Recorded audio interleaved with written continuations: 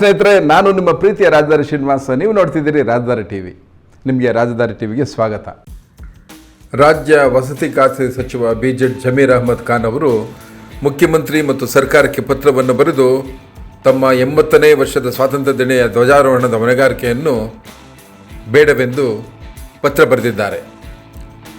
ಸಚಿವ ಜಮೀರ್ ಅಹ್ಮದ್ ಖಾನ್ ಬರೆದಿರುವ ಪತ್ರ ಇವತ್ತು ಸಾಮಾಜಿಕ ಜಾಲತಾಣಗಳಲ್ಲಿ ವೈರಲ್ ಆಗುತ್ತಿದೆ.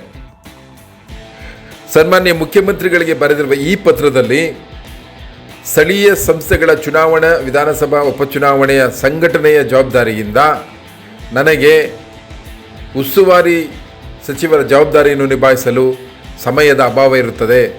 ಆದ್ದರಿಂದ ನನಗೆ ಯಾವುದೇ ಜಿಲ್ಲೆಯ ಉಸ್ತುವಾರಿ ಸಚಿವರಕ್ಕೆ ಬೇಡವೆಂದು ಮನವಿ ಮಾಡಿದ್ದಾರೆ. ಹಾಗೆ ಸಚಿವ ಜಮೀರ್ ಅಹ್ಮದ್ ಖಾನ್ ಅವರು ದಿನಾಂಕ 15/8/2026 ನಡೆಯುವ ಸ್ವಾತಂತ್ರ್ಯ ದಿನದ ಧ್ವಜಾರೋಹಣ ಹೊಣೆಗಾರಿಕೆಗೆ ಹಾಜರಾಗಲು ಸಾಧ್ಯವಿಲ್ಲ. ಆದ್ದರಿಂದ ತಮಗೆ ವಿನಾಯಿತಿ ನೀಡಬೇಕೆಂದು ಸಹ ಮುಖ್ಯಮಂತ್ರಿಗೆ ಪತ್ರವನ್ನು ಬರೆದು ಅವರಿಗೆ ಅನುಮತಿಯನ್ನು ಕೋರಿದ್ದಾರೆ. ಇದು ಎಲ್ಲೆಡೆ ವೈರಲ್ ಆಗಿದೆ. ಈ ಬಗ್ಗೆ ಈಗಾಗಲೇ ಮಾಜಿ ಸಚಿವ ಸುರೇಶ್ ಕುಮಾರ್ ಅವರು ಜಾಲತಾಣದಲ್ಲಿ ಹಂಚಿಕೊಂಡು ಈ ಬಗ್ಗೆ ತಮ್ಮ ಅಭಿಪ್ರಾಯವನ್ನು ಕೂಡ ವ್ಯಕ್ತಪಡಿಸಿದ್ದಾರೆ. ಯಾಕೆ ಜಮೀರ್ ಅಹ್ಮದ್ ಖಾನ್ ಅವರು ಈ ರೀತಿ ಒಂದು ಅತ್ಯುತ್ತಮವಾದಂತಹ ಜವಾಬ್ದಾರಿ ಸ್ವಾತಂತ್ರ್ಯ ದಿನಾಚರಣೆಯ ಧ್ವಜಾರೋಹಣ ಕಾರ್ಯಕ್ರಮ ಅದಕ್ಕೆ ಗೈರು ಹಾಜರಿ ಆಗ್ತೀವಿ ಅಂತ ಹೇಳುವಂಥ ಒಂದು ವ್ಯವಸ್ಥೆ ಆಗ್ತಾ ಇದೆ. ಹೀಗಾಗಿ ಭಾಳಷ್ಟು ಜನ ಜಮೀರ್ ಅಹ್ಮದ್ ಅವರ ವಿಚಾರಗಳ ಬಗ್ಗೆ ಸಾಮಾಜಿಕ ಜಾಲತಾಣಗಳಲ್ಲಿ ತಮ್ಮ ಅಭಿಪ್ರಾಯಗಳನ್ನು ಹಂಚಿಕೊಳ್ತಾ ಇರೋ ಈ ಮಧ್ಯದಲ್ಲಿ ಎಲ್ಲೋ ಜಮೀರ್ ಅಹ್ಮದ್ ಖಾನ್ ಅವರಿಗೆ ತಪ್ಪಿ ಹೋದಂತಹ ವಫ್ ಮತ್ತು ಅಲ್ಪಸಂಖ್ಯಾತರ ಇಲಾಖೆ ಖಾತೆ ಈಗ ಅದು UT ಖಾದರ್ ಅವರ ಪಾಲಾಗಿದ್ದು ಈ ಬಗ್ಗೆ ಅವರಿಗೆ ಅಸಮಾಧಾನ ಇದೆ. ಹಾಗಾಗಿ ಜಮೀರ್ ಅಹ್ಮದ್ ಅವರು ತಮಗೆ ಯಾವುದೇ ಒಂದು ಸಚಿವ ಯಾವುದೇ ಜಿಲ್ಲಾ ಉಸ್ತುವಾರಿ ಸಚಿವ ಮೇಲುಸ್ತುವಾರಿಕೆ ಬೇಡ ಅಂಥೇಳಿ ಪತ್ರವನ್ನು ಬರೆದಿದ್ದಾರೆ. ಈ ಮೂಲಕ ತಮ್ಮ ಅಸಮಾಧಾನವನ್ನು ಹೊರಗಡೆ ಆಗ್ತಾ ಇದ್ದಾರೆ ಅಂಥೇಳಿ ವಿಚಾರಗಳು ಹರಿದಾಡ್ತಾ ಇದೆ. ಎಲ್ಲೋ ಕಾಂಗ್ರೆಸ್ ಸರ್ಕಾರದಲ್ಲಿ ಅದು DK ಶಿವಕುಮಾರ್ ಅವರ ಸಚಿವ ಸಂಪುಟದಲ್ಲಿ ಜಮೀರ್ ಅಹ್ಮದ್ ಖಾನ್ ಅವರನ್ನು ಸರಿಯಾಗಿ ನಡೆಸ್ಕೊಳ್ತಾ ಇಲ್ಲ, ಅವರನ್ನು ಎಲ್ಲೋ ಅಗೌರವದಿಂದ ನಡೆಸ್ಕೊಳ್ತಾ ಇದೆ ಅಂತ ಅವರ ಅಭಿಮಾನಿಗಳು ಕೂಡ ತಮ್ಮ ಆಕ್ರೋಶವನ್ನು ವ್ಯಕ್ತಪಡಿಸಿದ್ದಾರೆ. ಅಸ್ಸಲಾಂ ವಲೈಕುಂ ರಹಮತುಲ್ಲಾಹಿ ಬರ್ಕಾತುಹು. ಎಲ್ಲರಿಗೂ ನನ್ನ ನಮಸ್ಕಾರ.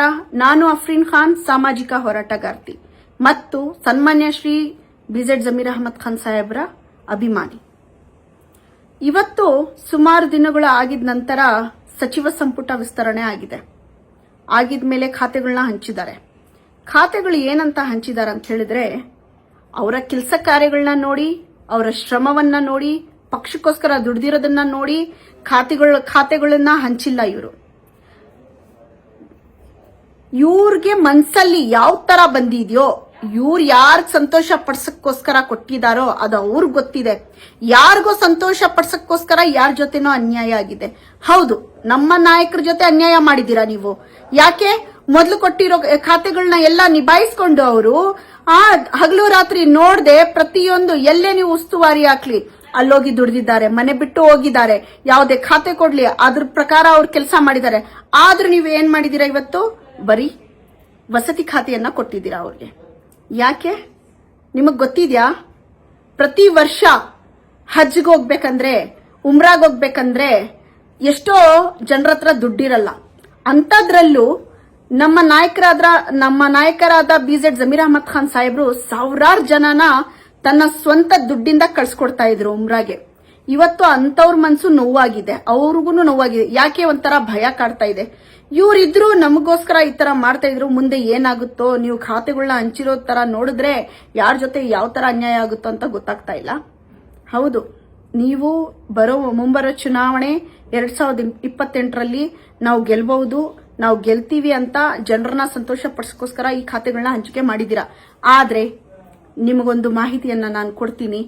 ಇದು ನೀವೇನ್ ಮಾಡಿದ್ದೀರ ಅಂತ ಹೇಳಿದ್ರೆ, ಮುಂಬರುವ ದಿನಗಳಲ್ಲಿ ಕಾಂಗ್ರೆಸ್ ಸರ್ಕಾರ ಗೆಲ್ಲೋದು ಬಹಳ ಕಷ್ಟ ಇದೆ. ಯಾಕಂದ್ರೆ ಕಷ್ಟಪಟ್ಟು ದುಡ್ದಿರೋ ಪಕ್ಷಕ್ಕೋಸ್ಕರ ನಾಯಕರನ್ನ ನೀವು ಎಲ್ಲೋ ಒಂದು ಕಾರ್ನರ್ ಮಾಡಿದೀರಾ, ಅವ್ರ ಜೊತೆ ಅನ್ಯಾಯ ಮಾಡಿದೀರಾ.